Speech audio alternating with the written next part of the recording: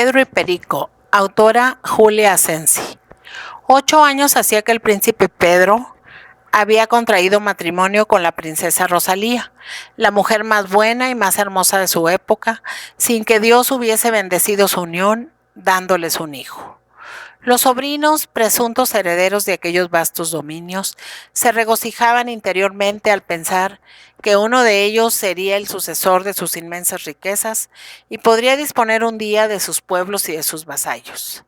Tenía ya toda una corte de aduladores que se creían seguros de ser los futuros ministros generales y títulos de la nación. Pero he aquí que cuando estaban más confiados, corrió por el país, en voz baja primero, públicamente después, la nueva de que la princesa iba a ser madre, por lo que había encargado que se celebrasen funciones en acción de gracias en todas las iglesias del Principado. Los sobrinos, viéndose despojados súbitamente por aquel heredero importuno, empezaron a conspirar contra él antes de que naciese.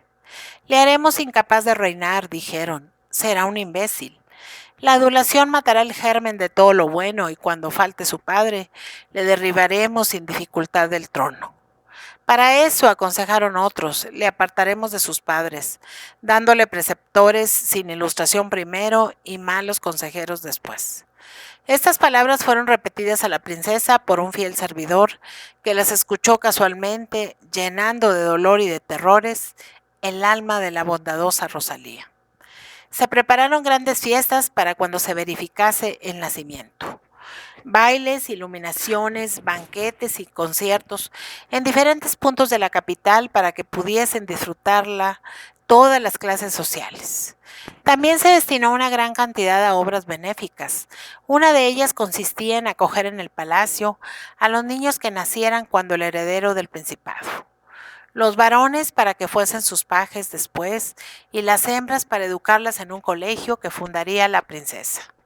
Todos habían de llevar el mismo nombre, Pedro los muchachos y Rosalía las niñas.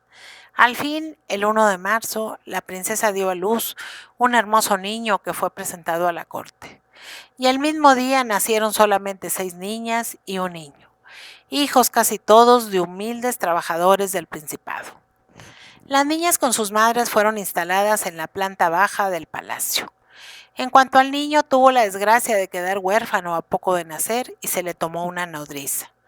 El padre, un pobre idiota que se pasaba media vida bebiendo, fue socorrido con una buena cantidad del metálico y no se volvió a saber de él. El príncipe Pedro se criaba muy robusto, tenía el cabello y los ojos negros como su padre, y había quien advertía entre ellos gran semejanza, aunque no tuviese ninguna. El futuro paje Perico era más débil, aunque no enfermizo, con el pelo oscuro y los ojos claros. El tiempo fue pasando y los sobrinos no descansaban para llevar a cabo sus proyectos. Todo parecía también favorecerlos. Mientras el pequeño Perico se mostraba cada día más gracioso, más inteligente y más simpático, el príncipe Pedro, a quien apenas permitían que aprendiese a hablar, tenía un carácter irascible, le molestaba a la gente y no demostraba cariño a nadie. Mucho debían sufrir los príncipes sus padres, si bien es verdad que los hábiles cortesanos, haciéndose esclavos de la etiqueta, no les dejaban ver más que contadas veces a su niño. La princesa, sobre todo, parecía siempre preocupada y recelosa, aunque intentaba ocultar sus sensaciones a las perspicaces miradas de sus súbditos. En los pueblos vecinos empezaba a cundir la nueva de que el pequeño Pedro no tenía inteligencia ninguna y que no podría ser el heredero del principado. Cuando salían juntos Pedro y Perico, siendo este ya el paje favorito, todas las miradas se fijaban con simpatía en el segundo y con pesar en el primero. El tierno servidor tenía que sufrir 1000 caprichos e impertinencias de su joven amo, haciendo el duro aprendizaje de la vida desde su infancia. Para animar al príncipe a que estudiase, Perico compartía con él las lecciones y le aventajaba en todo. Es verdad que el preceptor elegido por los sobrinos procuraba que el hijo de Rosalía no supiese nada. Todo al parecer se conjuraba contra el príncipe y su desgraciada esposa, dándoles un heredero incapaz de llegar a ser su sucesor. Así lograron que Pedro, entrado ya en la adolescencia, fuese también cobarde y que el pueblo le mirara con prevención. En cambio, Perico era arrojado cual ninguno y varias veces combatió con denuedo por defender a su compañero de estudios y de juegos. Tenían los dos jóvenes 15 años cuando el príncipe, aquel modelo de esposos y de padres que tanto bien hizo a su patria y con tan sincero afecto amó a su pueblo, cayó enfermo de mucha gravedad. Los sobrinos se agitaron más al ver próximo el día en que habían de heredarle con perjuicio de su primo. ¿Cómo no habían de derrotar a una débil mujer y a un idiota? Al fin una noche se dio en el palacio la triste nueva de que el esposo de Rosalía acababa de morir. El príncipe ha muerto, vive el príncipe, dijo el primer ministro al pueblo, usando la conocida fórmula empleada al fallecimiento de un rey.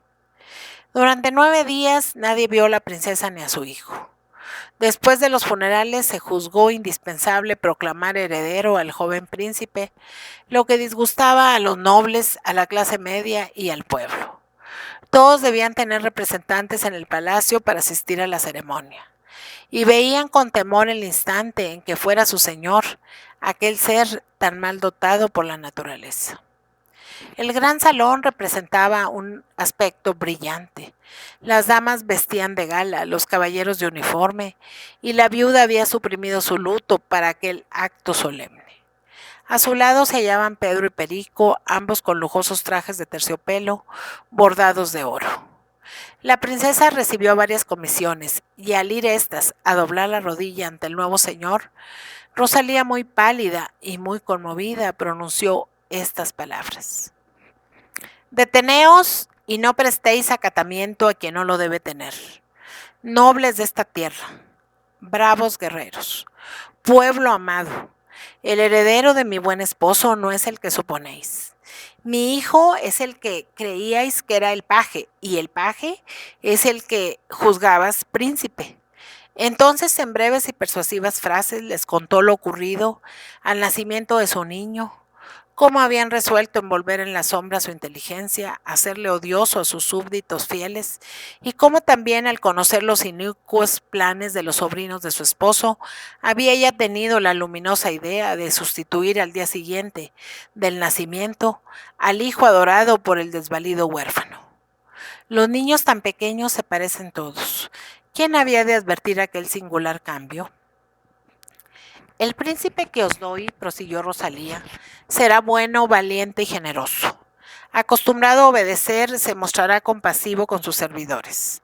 Habiendo defendido al que creía su señor, ha sido bravo y no dejará que ofendan a su pueblo.